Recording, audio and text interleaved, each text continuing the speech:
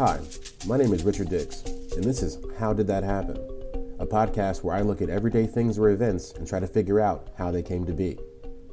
Every week I will research one topic, and by the end of the episode, I hope to truly have the answer to the question, how did that happen? Hello, and welcome to another episode of How Did That Happen? This week we are discussing mason jars. You have them in your pantry, you have them as your centerpieces. Come along for the ride this week as I ask, mason jars, how did that happen? All right, we are back for another episode this week, episode 31, dealing with mason jars and going to find out some interesting things about them. I guess first we'll just do a little intro, a little housekeeping here. Not that there's much house to keep. Twitter page is still blowing up, going up a little bit.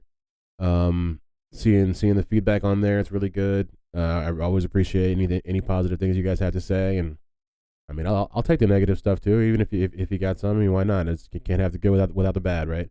But yeah, so that's still going on. I've been working on trying to map these episodes out a little bit more so I can have a little more organization as far as like really trying to possibly try to get some guests on here. I realized that in order to do that, I kind of have to know at least a couple weeks in advance what I'm going to be talking about, which is, as it stands now, is not something that I normally do. I mean, I have a whole entire list of ideas that I kind of just pick from as I go from week to week, but I've really been working on trying to kind of get some outlines going ahead of time so that I can maybe get in touch with some people to kind of grow to the next thing.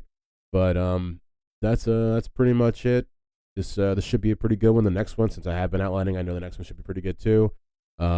But yeah, thank you guys for coming back week to week and for pressing play every time. So without further ado,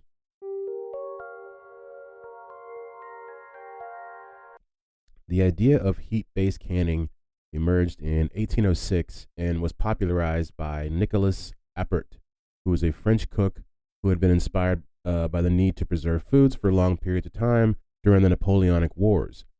And so Appert, originally he used champagne bottles, which he secured with an improbable mixture of cheese and lime, which just sounds crazy. And he soon exchanged those champagne bottles for glasses with wider necks. And by the early 1800s, his canned goods were being successfully distributed to the French Navy. Now, up until the early 1800s, most vegetables were only available seasonally because there was no refrigeration at the time. So you basically just had to kind of eat whatever was in season, which is a commonplace thing that happens now with a lot of restaurants. They have seasonal menus. I think it's pretty cool because you end up eating stuff you're not used to eating, because you kind of get used to, with our supply chain the way it is now, you get used to just eating whatever you want whenever you can have it. But like we're saying back then, you could only have certain vegetables that grew during certain seasons. This is what led to the popularization of canning, and mason jars changed the way that American families cooked. Before canning, families had to live off things like smoked meats and heavily salted meats, other stuff like that.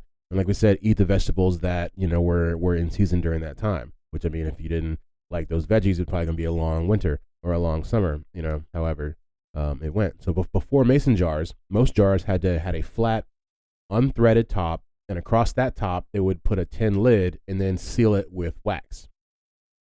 And so the wax did not always work.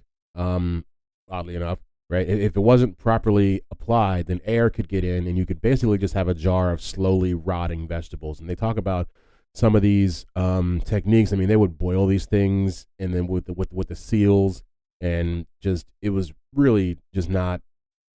We've come a long way. Let's put it that way. And this sounds so very olden times. You think about they used to seal their letters with wax, and then they did the same thing with their jars.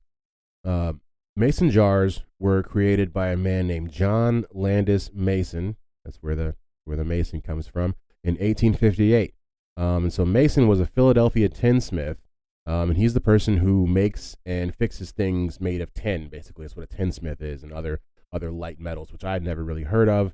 But it makes sense when you think about the fact that he would get into this kind of field, because like I said, the original canning jars the tops were made out of tin, so he was kind of already already had a foot in the door, if you will. But Mason is also credited with making the first screw off salt shaker tops, and he made them in the same year. The next time you're eating somewhere and you're looking, and you look at that salt shaker and you realize you can screw off the top if you want, that is all thankful to John Landis Mason. And so the same guy that gave us mason jars also gave us salt shakers. Landis was only 26 when he patented those designs, and the design for the top of the jar came first.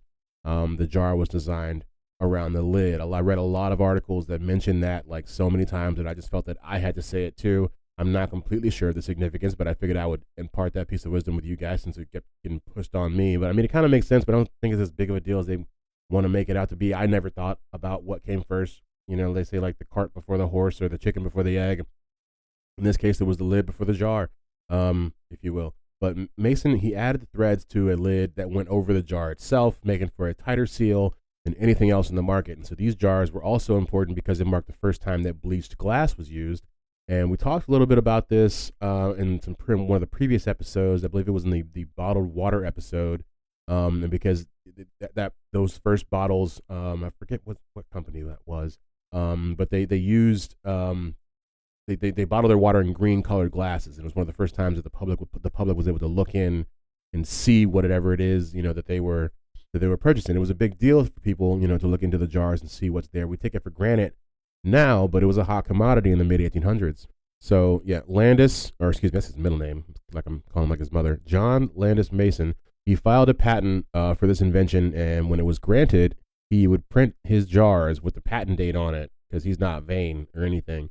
And the earliest mason jars were made from transparent aqua glass and are often referred to by collectors, because those guys exist, as Crowleytown jars, as many believe they were first produced in the New Jersey village of Crowleytown. Hope I'm pronouncing that right. It could be Crowleytown, Crowleytown. Neither one of them sounds that good, I'll be honest. But there are different collectors, like I said, of mason jars, and some mason jars sell for thousands of dollars. You heard that right, thousands of dollars.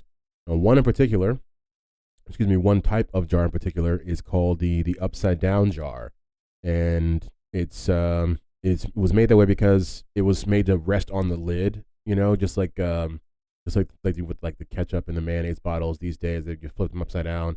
The purpose of that, I don't really know. They didn't say, and I can't imagine what benefit you could get from just flipping it over.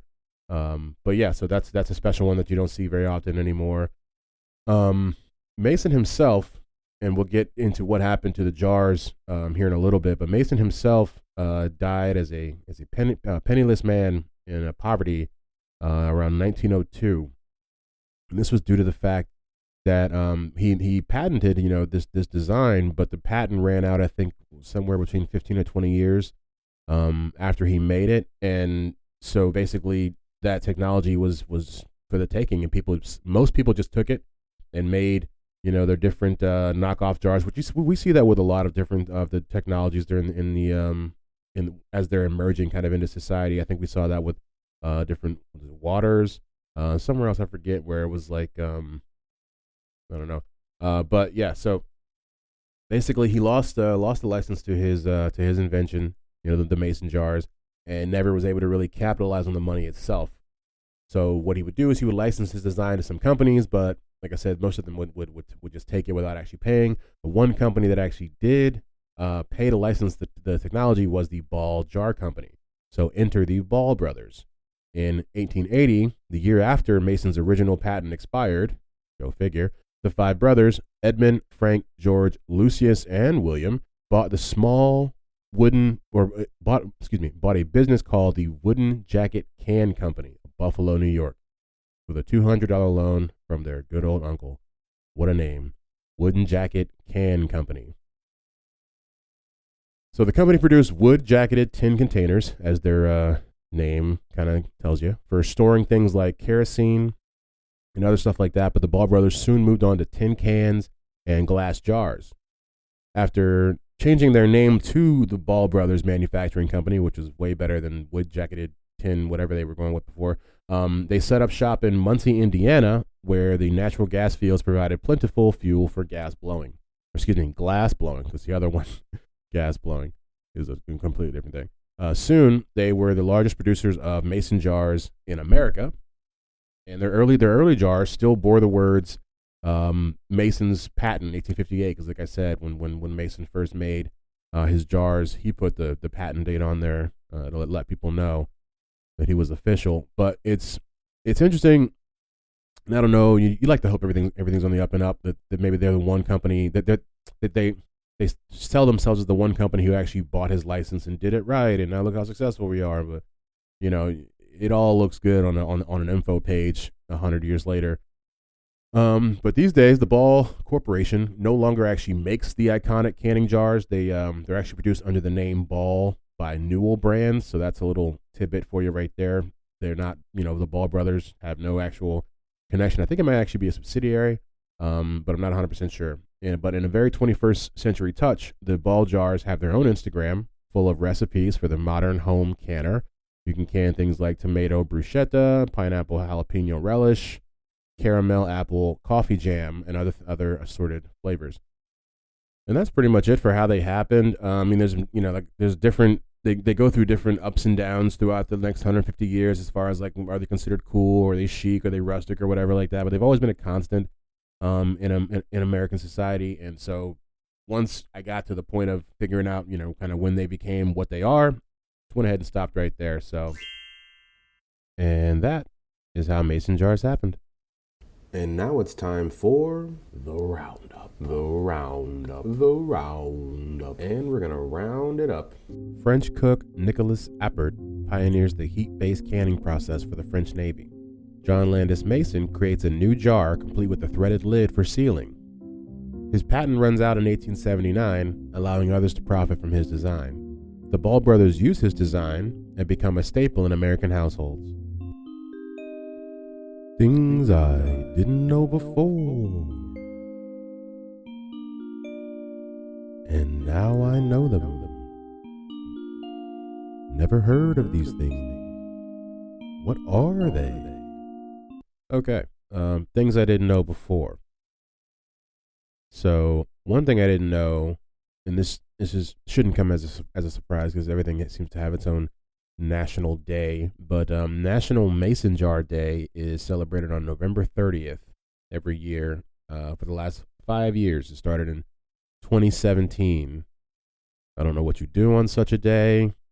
You just do some canning or have a sweet tea out of a mason jar. I'm not sure, but if you're looking to celebrate, it's going to be November 30th. The next one is kind of interesting, and you would think that you would just you never want to assume, but it's that the Ball brothers of Ball mason jar fame are actually also the namesake behind Ball State University. Go figure. It's in Indiana. I never heard of it. I've heard of Ball State University my whole life, and never thought about the fact that it would be the same people. So when I read an article that said that, I was just like, oh, light bulb. Okay, that's interesting. Didn't know. And one last thing, which is that back in World War II, there was a propaganda campaign that was made to make it so that women would be canning more food. And it was similar to like the Rosie the Riveter thing of like, yes, we can, except this one was like literally can all you can. And it was like, I guess, in an effort to have more food rations and stuff on hand, or something like that. I'm not 100% sure, but they would do this, and they would grow them out of their so-called victory gardens, which then they would take that in there and can food. What I found while doing this research was that when canning was at, I guess, its real height, the houses would have these things called canning rooms that were off to the side or out just outside the actual house itself, and that would be where they would do a lot of their canning, because canning was such an integral part of their everyday life. But yeah, so the World War II propaganda campaign, can all you can, which is, they don't mince words over there. All right, that's been another episode of How Did That Happen? We covered mason jars this time. I appreciate you guys tuning in and hanging out for the 15 minutes or so that we have together. I'll see you guys next week. Have a good day.